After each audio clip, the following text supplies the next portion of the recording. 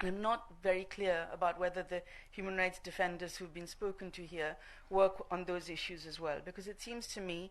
that those I would understand as human rights defenders are a much broader category of people who also work on rights to equality, as well as around, and rights to education, and rights to health, and rights to employment. So a much broader range than working around life, liberty, and, if you like, expression and association. And I think when you look at human rights in that broader perspective, again, I'm not speaking from a survey, but a little bit from my experience, I think that there are a lot of women in that group, and there are actually a lot of people from more diverse communities and diverse identities. And I think perhaps we need to think about whether your research would be different if you were to look at that wider group, and whether you would see different experiences and different perceptions.